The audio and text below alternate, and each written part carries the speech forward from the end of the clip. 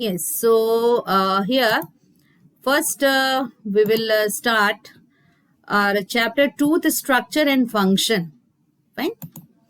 So in this, what are the topics involved? First, I will discuss all that the topics which are involved in tooth structure and function.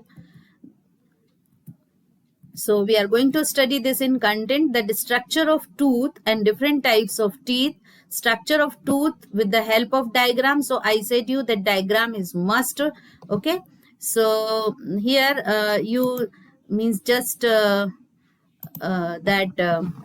mark diagram in your book. Okay, so the diagram of tooth, this is most important. Now in each that chapter I'm going to tell you which of the diagrams are most important. So structure of tooth, both type of tooth and their arrangement, both the diagrams which are given in your book, they are most important. And functions of different types of teeth, dental formula of an adult. Okay, dental formula of deciduous teeth is also given, means the child is also given and an adult is also given. So you have to learn the dental formula of an adult. For comparison, you can see the dental formula of child also. Now we will come to the type of nutrition. There are two types of nutrition, autotrophic and heterotrophic. Autotrophic means those who are capable to synthesize their food on, like the plants. Heterotrophic, not capable to synthesize their food on, depends on other animals or the plants for their food. And heterotrophics, further they are classified in the four categories: herbivores, carnivores, omnivores and carrion feeders. Okay, now you know that in the nutrition, teeth, they play important role. So teeth are required to chew the food well. So animals, they have the particular that arrangement of the teeth in their mouth. So the kind, number and arrangement of teeth in a person or a animal, this is termed as the dentition. And there are two types of dentition. This dentition is homodont and the heterodont. What is the meaning of homodont and heterodont? Here, homodont means the teeth which are similar in shape and structure. Okay, there is no difference in the shape and structure. They all look similar. They are found in frog and fish and some other animals also. So examples: frog and fish. Heterodont,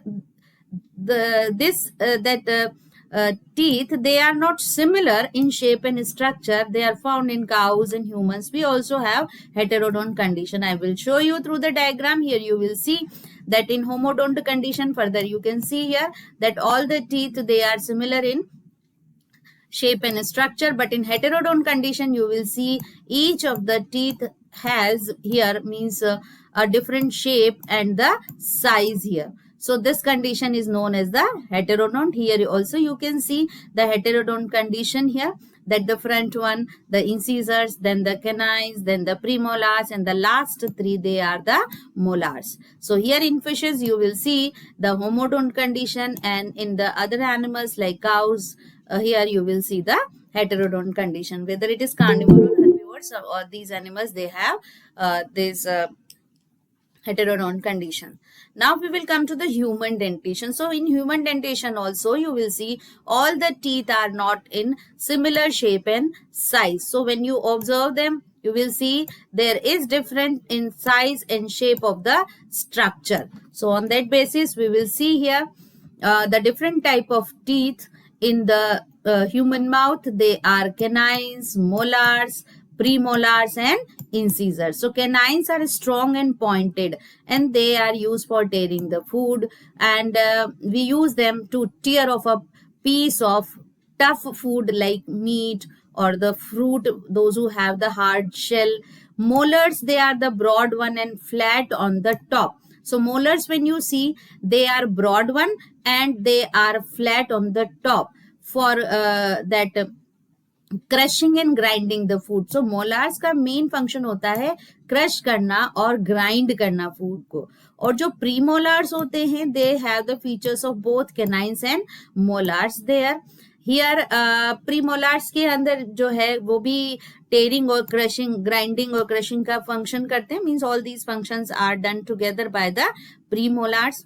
और जो ये down side जो structure दिखा के रखा है, this structure is the root, okay, and the upper structure when you see, this is the actually tooth, और ये है इसका रूट पार्ट जिससे ये एम्बेडेड रहते हैं जॉ के अंदर।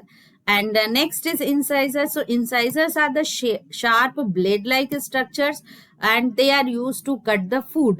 Okay, like when you bite an apple, there the incisors they are used. Now here one question came to me, that what is cusp? So cusp is actually the projections which are present on the tooth.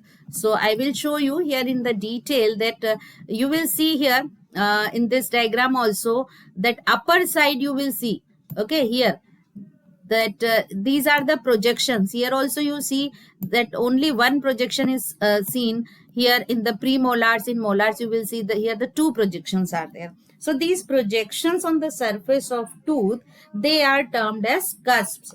That was the question asked to me by means in WhatsApp. This question I got it, okay. So these are the different structure and functions of the teeth in humans, and their numbers also. Yes, we will discuss in the dental formula here, that here at first the position you see, the front one, these are the incisors, and after incisors you will see the canines. After canines the premolars are there and the molars are there, okay. So these are the, this front teeth, they are the canines. After canines, this is the incisor. So both the side incisor is present here, and then after incisors the two premolars. So these premolars will be in both the sides of the jaw. Then the last three, they are the molars. So this is the position, and these teeth, they are embedded in the socket of jaw. So these are the sockets, you can see these are the sockets of the jaw where the teeth are embedded. This condition is known as the thicodont condition. And the teeth, another condition, the variety of the teeth which are present in the human mouth, which are different, varying in the that is structure, this type of condition is known as the heterodont. So you understood heterodont and thicodont condition. And further the location also I explained you. Then the number of teeth in the that human adults, we have to see through the dental formula. So I will show you here the dental formula, the sets of teeth and the dental formula. Two sets of teeth are there, the deciduous teeth and the permanent teeth. जो deciduous teeth होते हैं, they are known as milk teeth भी कहते हैं, इनको baby teeth, temporary और primary teeth कहते हैं. ये वाले जो teeth होते हैं कब develop होते हैं? ये जब human में infants जब develop होते हैं तब ये डेवलप होना शुरू होते हैं. तो ये एम्ब्रियोनिक स्टेज से इनका डेवलपमेंट स्टार्ट होता है और इनका इरप्शन होता है कब? इन्फेंसी के समय. और जैसे जैसे चाइल्ड बड़ा होता है तब उसमें जो है at age of that near about 10 to 12 years की एज पर ये जो डेसिडुअस टीथ होते हैं, they are replaced by the another set of teeth, that is the permanent set of teeth. So mostly you people, you have that permanent set of teeth in your mouth, okay. So here you will see here this is the that condition where the permanent teeth they are arising. जो deciduous teeth हैं वो replace हो रहे हैं permanent teeth से, और ये जो है ये complete setup है permanent teeth का, okay. Now the dental formula. So dental formula, the method of recording number and type of teeth in the mammal jaw, this is termed as the dental formula. So dental formula आपको milk teeth जो कि deciduous teeth है, जो child के अंदर होते हैं उनका फॉर्मूला डिफरेंट है क्योंकि इनके अंदर जो है प्रीमोलर्स नहीं होते. तो जो इन्फेंसी से लेकर के 8, 9, 10 साल तक के जो बच्चे होते हैं उनके अंदर जो टीथ होते हैं उनमें प्रीमोलार्स नहीं होते. Other teeth, they are incisors, canines and molars, they are present. So incisors number 2, canines number 1 and molars they are in number 2. लेकिन ये यहाँ पर आपको एक चीज ध्यान रखना है कि ये जो है जॉ के मतलब हाफ में ही नंबर ऑफ टीथ दिए. सो 1/2 of the jaw has these number of teeth 2, 1, 2 in upper jaw and 2, 1, 2 in the lower jaw. Means upper half and lower half में। अब हम जब पूरे जॉ को कंसीडर करेंगे तो then we will multiply it by 2, so total जो milk teeth होते हैं they are 20। Now same is the case with the permanent teeth. तो परमानेंट टीथ जब डेवलप होते हैं ह्यूमन माउथ में तो दे आर इंसीजर्स, 2 इंसीजर्स हैं, canines again 1, and the premolars they develop here in the human adult, and they are 2 in number, and molars they are 3 in number. So in all 2, 1, 2 and 3. So there are 8 that teeth in one half of the jaw. तो पूरा अगर हम jaw को consider करेंगे तो 8 2 16 teeth होंगे अपर jaw में और 16 टीथ होंगे लोअर जॉ में। Understood? So in that manner human adult has the 32 teeth. So ये डेंटल फॉर्मूला आपको लर्न करना है। अब जनरल स्ट्रक्चर है टूथ का, ये आपको स्टडी करना है कि जो टूथ है बेसिकली 2 पार्ट्स हैं। एक पार्ट जो विजिबल होता है हमको, ठीक है, ये जॉ के ऊपर की तरफ विजिबल होता है, ये यहाँ से जॉ स्टार्ट हो रहा है, आपका जो गम है वो स्टार्ट हो रहे हैं, गम जो है वो इसको होल्ड करके रख रहे हैं टीथ को, and the tooth is embedded in the socket. तो यहाँ पर होती है कैविटी जिसके अंदर ये टूथ जो है अपनी रूट से फिक्स होता है। So the part of the teeth which is observed by or which is seen to us, this is crown, and remaining part is the root which is embedded in the socket of the jaw. So there are 2 parts, crown and root. Now crown and root further they are connected with the help of the structure that we call as the neck. So neck of the tooth is surrounded by the gum. यहाँ पर आप ये जो गम structure देख रहे हो ये surround करता है नेक रीजन को। जो नेक रीजन है वो क्राउन और रूट को कनेक्ट करता है, और ये जो नेक रीजन है ये गम से सराउंड करता है।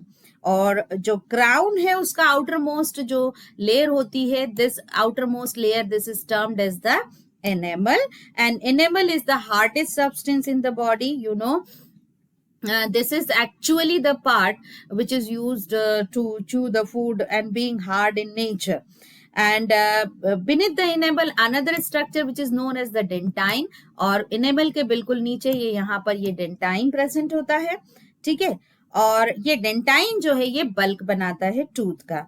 दो tough it is not hard as enamel. तो डेंटाइन भी जो है वो हार्ड पार्ट है पर इतना टफ नहीं होता जितना एनेमल होता है। फर्दर डेंटाइन के अंदर जो है बहुत सारी डेंटाइन प्रोड्यूसिंग सेल्स होती हैं, इन सेल्स को हम कहते हैं ओडोंटोब्लास्ट। तो इस डेंटाइन के अंदर ये ओडोंटोब्लास्ट सेल्स प्रेजेंट होती हैं। And next that a cavity which is present in this structure which is known as the pulp cavity. तो ये जो पल्प कैविटी होती है इसके अंदर होती हैं ब्लड वेसल्स। तो ये जो कैविटी है below the dentine, this is the pulp cavity, और इस पल्प कैविटी के अंदर होते हैं ब्लड वेसल्स प्रेजेंट होती हैं, नर्व्स की एंडिंग होती है। यहाँ पर आप देखो नर्व्स की एंडिंग है, ब्लड वेसल्स हैं। तो ब्लड का क्या काम है? न्यूट्रिशन प्रोवाइड करना, वेस्ट प्रोडक्ट को रिमूव करना, और जो नर्व्स हैं they actually means allow teeth to sense pressure and touch. जो भी हमें प्रेशर और टच की फीलिंग होती है टीथ के थ्रू, this is due to the nerves.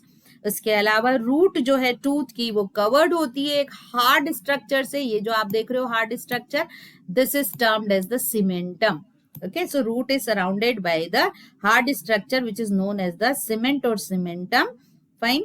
And it is a bone-like structure that covers and fixes the root in the position. तो सीमेंट का फंक्शन होता है कि इस रूट को पोजीशन में रखना कैविटी के अंदर। इसके अलावा कुछ फाइबर्स होते हैं जिनको हम या पेरिडोंटल लिगामेंट्स या पेरिडोंटल फाइबर्स भी कहते हैं।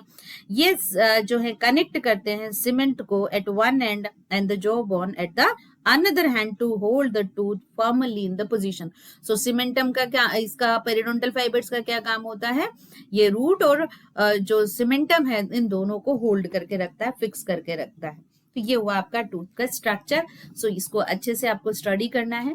फिर डेंटल कैरीज हैं, टूथ डिके हैं, बैक्टीरिया डेवलप होते हैं, और ये जो फर्स्ट लेयर है एनामल उसको पहले जो है डिस्ट्रॉय करते हैं एनामल के बाद डेंटाइल, और डेंटाइन के बाद ये फर्दर बैक्टीरियल इन्फेक्शन बढ़ता चला जाता है, और इस तरीके से जो है ये कैविटी क्रिएट करता है। So cleaning of the teeth is must. Okay, so this is all about the tooth. This Hope you understood it well. Fine.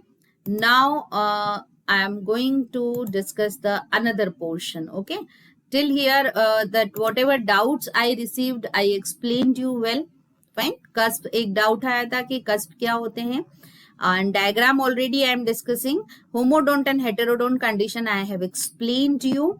And one more question, how does gastric hydrochloric acid help in digestion? Yes, this I will explain you in that next that part I am going to explain. This is the digestive system. So in short, we are going to do the digestive system also, and I will explain you the physiology of the digestion also, so you can understand it well.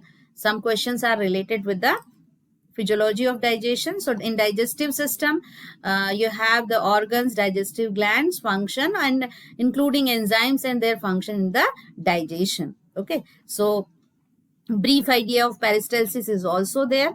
Fine. So these are that syllabus. Peristalsis अपने को पढ़ना है, और digestion उसकी पूरी physiology, digestion, absorption, assimilation, these are the main steps, and organs और digestive glands और alimentary canal का पूरा structure हमको study करना है. So human digestive system is divided into two parts, alimentary canal and the associated digestive gland. So it starts with the mouth, then the cheeks and lips, and the tongue, palate, teeth, then the salivary glands, pharynx, esophagus, stomach, small intestine, and large intestine. So learn the label diagram of digestive system given in your book well. Okay, so you know that you can show the position of the different organs here. And further, in order to understand the functioning, some diagrams are there, and diagram of the peristalsis, diagram of the intestinal villi, they are the important diagram. Okay, so you go through them. Now these all are the structure. Here the digestive system starts with the oral cavity. Here this is mouth, oral cavity. In oral cavity you will see here the salivary glands, parotid gland, submaxillary and sublingual gland. इनकी location बहुत अच्छे से learn करना है. Just in front of the ear the parotid gland is there. Submaxillary ये lower jaw में होती है. Sublingual gland जो होती है just below the tongue. And further the oral cavity leads into the pharynx. So this is the pharynx, which is the common opening of the esophagus and the trachea. This is trachea, जिसको कि हम कहते हैं windpipe भी, and esophagus which is known as the food pipe also. So ये जो pharynx है ये common opening है esophagus और trachea की. After esophagus you have the next structure, stomach. This is stomach, and stomach further leads to the small intestine, और small intestine के जो है 3 parts हैं, duodenum, jejunum and ileum. Okay, and then starts the large intestine. So large intestine starts from the cecum. ये जो small intestine है ileum, it opens into the cecum, which is the part of large intestine. Cecum further leads as the ascending colon. ये large intestine, इसका diameter ज्यादा होता है small intestine से. ये असेंडिंग कोलन है, ये ट्रांसवर्स कोलन है, डिसेंडिंग कोलन है. तीनों जो है पार्ट है लार्ज इंटेस्टाइन के. Descending colon further opens into the rectum, and rectum further opens externally through the aperture which is known as the anus. So these are the structure, and the passage of the food you will see here, how it goes through our alimentary canal, digestion takes place, and after digestion absorption of the food takes place in the small intestine, and some part in the large intestine, and then that undigested food is eliminated out through the body, and जो digested food है it is absorbed by the villi in our small intestine here present here, and जो digested food है वो absorb होता है blood के अंदर, और blood से फिर इसको carry किया जाता है to the cell. So these are the structure of mouth, cheeks, lips, tongue, palate and teeth. So यहाँ पर आप देखोगे this is the structure of the complete mouth, the lips, then the jaw, upper jaw and the lower jaw. Arrangement हमने teeth का completely study किया हुआ है upper jaw, lower jaw के अंदर. Parotid gland, submandibular gland और sublingual gland already I showed you. Their position and their function, saliva secrete करती हैं. Saliva के अंदर जो है structure होता है जो एंजाइम होता है एमाइलेज एंजाइम और लाइसोजाइम प्रेजेंट होता है। एमाइलेज का फंक्शन है स्टार्च को जो है डाइजेस्ट करना माल्टोज में, जो कि स्वीट होता है टेस्ट में, तो डाइजेशन स्टार्ट हो जाता है माउथ कैविटी से। तो ये हुई आपकी glands. Then upper and lower जो में टीथ प्रेजेंट है। देन द टंग जिसके ऊपर टेस्ट बर्ड्स होती हैं, मस्कुलर ऑर्गन है और टेस्ट बर्ड्स होती हैं। और टंग का फंक्शन है टेस्ट करना फूड को, एज वेल एज जो है फूड को मिक्स करना सलाइवा में। टीथ जो है वो क्रश करते हैं फूड को, तो ये जो क्रशिंग ऑफ फूड है टीथ के थ्रू, ये मैकेनिकल डाइजेशन होता है। Then we will come to the palate, जो है सॉफ्ट और हार्ड पैलेट है। जो अपर पैलेट है वो थोड़ा हार्ड होता है, ठीक है। और यही पैलेट जो है फर्दर स्ट्रक्चर बनाता है यूवुला, जो कि नेसल फेरिंग्स, जो नेसल कैविटी है उसको बंद करता है जब फूड जो है आगे swallow करते हैं। और यहाँ पर आप देखोगे दोनों ओपनिंग है, ये इसोफेगस की ओपनिंग है, ये लेरिंग्स की ओपनिंग है, ठीक है। अब यहाँ पर एक इंपॉर्टेंट पॉइंट ये है कि जब फूड को च्यू करने के बाद फेरिंग से जब ये इसोफेगस में एंटर करता है, इस समय पर एक कार्टिलेजिनस स्ट्रक्चर होता है जिसे हम कहते हैं एपिग्लोटिस। ये एपिग्लोटिस जो है वो ट्रेकिया की जो ओपनिंग है, जिसको हम कहते हैं ग्लोटिस, उसको ये कवर करता है। तो जो फूड है वो डायरेक्टली इसोफेगस में आता है। यहाँ जो है ये जो ट्रेकिया है उसके अंदर नहीं आते हुए, फूड पाइप विंड पाइप के अंदर नहीं आते हुए ईसोफेगस में एंटर करता है। तो this is the mechanism I showed you in the that previous slide also. Okay, so previously I showed you, I will show you here in this that animation इसोफेरिंजल। ये देखिए ये ग्लोटिस है, ये glottis जो है ये ओपनिंग है trachea की, या लैरिंग्स, लैरिंग्स जो वॉइस बॉक्स होता है ट्रेकिया के इनिशियल जो पार्ट पर प्रेजेंट होता है, ये एपिग्लोटिस है। तो ये एपिग्लोटिस जो है वो क्लोज कर देता है ग्लोटिस की ओपनिंग को, और उसके कारण जो है फूड जो है वो ट्रेकिया में नहीं जा करके सीधे ही ईसोफेगस में एंटर करता है। और जो यूवुला है ये नेसल पैसेजेस को ब्लॉक कर देता है। तो ये स्ट्रक्चर है। पेरिस्टल्सिस क्या होता है? Series of involuntary wave like muscles contraction which move food along the digestive tract. तो डाइजेस्टिव ट्रैक्ट में फूड कैसे मूव होगा? तो उसके लिए जो डाइजेस्टिव सिस्टम है, एलिमेंट्री कैनाल की जो वॉल्स होती हैं वो मस्क्यूलर होती हैं, और वो कंटिन्यूअस रिदमिक जो है कॉन्ट्रैक्शन एंड रिलैक्सेशन को शो करती हैं। उस मूवमेंट को हम कहते हैं पेरिस्टल्सिस। और इस मूवमेंट का क्या फंक्शन है? ये फूड को मूव करने में हेल्प करता है। So this is the animation through which you will see कि पेरिस्टल्सिस किस तरीके से वर्क करता है। What is peristalsis? Then stomach, next structure, main part cardiac fundus and the pylorus. जो कार्डियक है इसके थ्रू इसोफेगस जो है वो ओपन होता है स्टमक के अंदर। Then the fundic part is there. Then the pyloric, pyloric जो है इसके थ्रू स्मॉल इंटेस्टाइन में स्टमक ओपन होता है।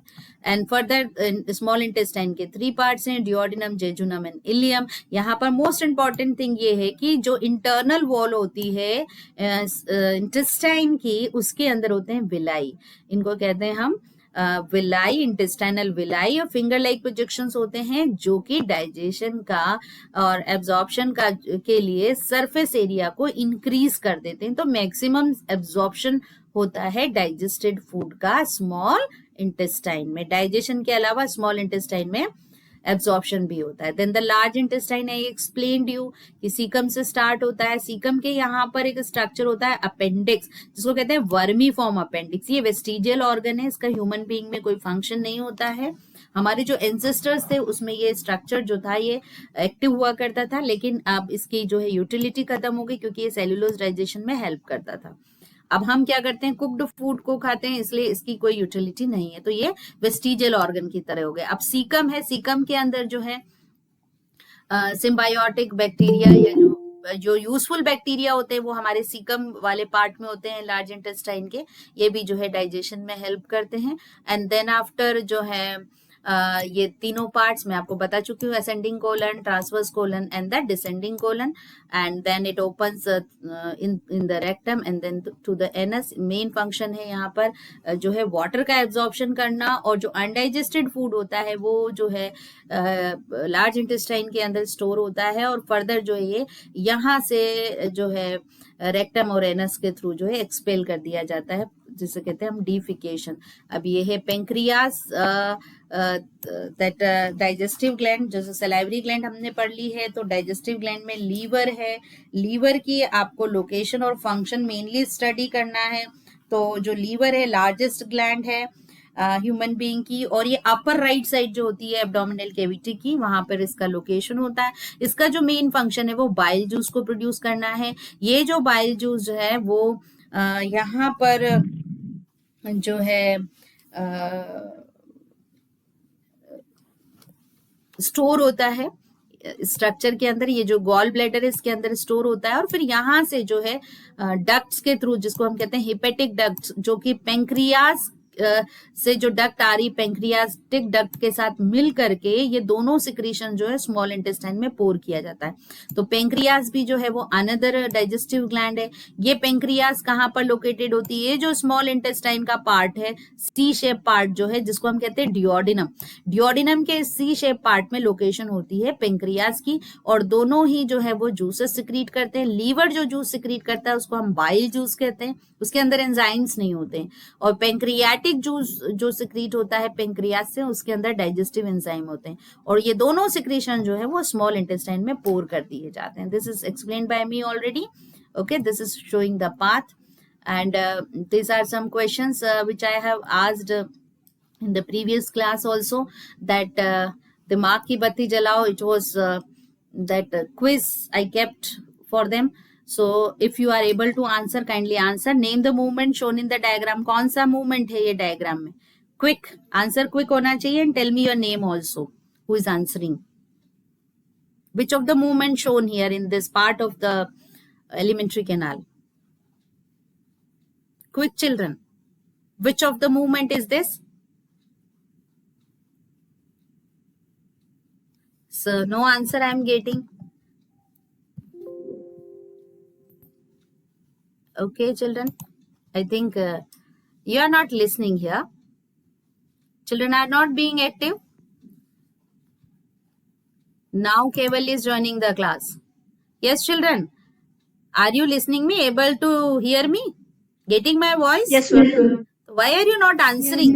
एक बहुत सिंपल सा क्वेश्चन मैं आपसे पूछ रही हूँ, जब आप इतनी देर से स्लाइड देख रहे हो तो answer this question, and I will take 5 minutes extra.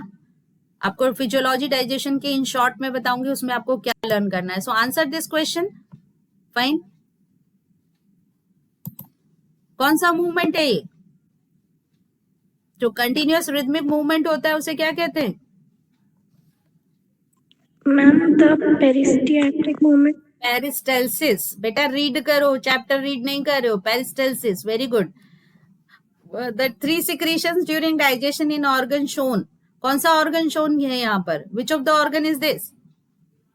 Come on fast, which of the organ is this?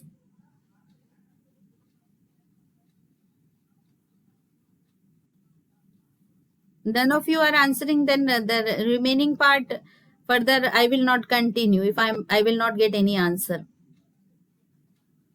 Which of the part is this? Any one of you kindly answer the question. Which of the part is this of alimentary canal? कौन सा part है ये alimentary canal का? Stomach.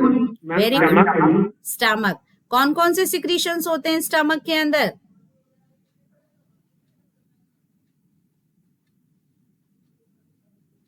Means बिल्कुल भी आप लोगों ने चैप्टर को रीड नहीं किया, स्टडी नहीं किया। So question it remains with you, और जिसको भी yes, mucus and hydrochloric acid. Hydrochloric acid, very good. And one more, enzyme, pepsin enzyme. Yes. Now which of the structure shown in the diagram? Can you tell me what is this? Which of the structure of the digestive system is here? Mouth. Yeah. It is mouth, and which of the structures are moving here? Mouth तो ठीक है, jaw यहाँ पर show, jaw के अंदर क्या structure आपको visible हो रहा है? Ma'am teeth. Yes, है ना, चुइंग हो रही ना फूड की, तो it means the main structure is the teeth. Okay, teeth का क्या रोल होता है डाइजेशन की प्रोसेस में? chew the food. हाँ, तो chewing the food is called by a particular term. उसको एक particular term जो है दी गई है, जिसमें जो है large that particles of the food, they are broken down into the small one. Ma'am, mechanical digestion. Correct. Very good. Who is speaking this? Ma'am, Keshav Parekh. Very good, being very active. So digestive process आपको ये पूरा जो है enzymatic, और ये जितनी भी आपको रिएक्शंस दी हुई हैं, ये सारी रिएक्शन जो है एंजाइम्स की, वो स्टडी करना है राइट फ्रॉम द स्टमक के अंदर जो डाइजेशन है मिल्क का, और जो पेप्सिन प्रेजेंट होता है. HCl का क्या रोल होता है? HCl जो है पेप्सिनोजन, जो इनएक्टिव एंजाइम होता है, उसको एक्टिवेट कर देता है पेप्सिन में, और ये पेप्सिन जो है ये प्रोटीन को ब्रेक डाउन करता है स्मॉल और सिंपल जो है मॉलिक्यूल्स में, जिनको प्रोटियोसिस और पेप्टोन्स कहते हैं. इसके अलावा ये HCl प्रोरेनिन को जो है एक्टिवेट करके रेनिन का फॉर्मेशन करता है. ये रेनिन फिर से एंजाइम है. प्रोरेनिन जो है वो इनएक्टिव फॉर्म है, और रेनिन जो है ये एक्टिव फॉर्म है एंजाइम की. फर्दर ये रेनिन जो है कैसिन, जो प्रोटीन होता है मिल्क के अंदर, उसको पैराकेसिन में कन्वर्ट कर देता है. फिर ये पैराकेसिन कैल्शियम आयन के साथ कंबाइन होकर के कैल्शियम पैराकेसिनेट बनाता है, जो कि कर्ड एक्चुअल में होता है. तो इस तरीके से ये कैल्शियम पैराकेसिनेट पर जो है पेप्सिन वर्क करता है और उसको डाइजेस्ट कर देता है पेप्टोन्स में. सो मिल्क का डाइजेशन होता है स्टमक के अंदर. स्मॉल इंटेस्टाइन में, जैसे मैंने अभी आपको एक्सप्लेन किया था कि सारे जो है जूसेस सिक्रीट होते हैं, पैंक्रियाटिक जूसेस होते हैं, बाइल जो सिक्रीट होता है लीवर से, और इंटेस्टाइनल जूस भी जो होते हैं, जिसको हम सक्कस एंटेरिकस भी कहते हैं, ये सिक्रीट होते हैं, और डिफरेंट एंजाइम्स इनके अंदर होते हैं. तो बाइल जूस के अंदर यूजुअली कोई भी एंजाइम्स नहीं प्रेजेंट होते हैं, लेकिन इनके अंदर जो है सॉल्ट्स होते हैं, बाइल सॉल्ट्स होते हैं, और बाइल सॉल्ट्स की मदद से जो फैट होते हैं, जिनके बड़े मॉलिक्यूल्स होते हैं फैट के, उनको जो है स्मॉल ऑयल ड्रॉपलेट्स में ब्रेक कर दिया जाता है बाइल सॉल्ट्स की हेल्प से. इस प्रोसेस को हम कहते हैं emulsification. Okay, so fatty acids and monoglycerides क्या हैं? ये फैट्स हैं.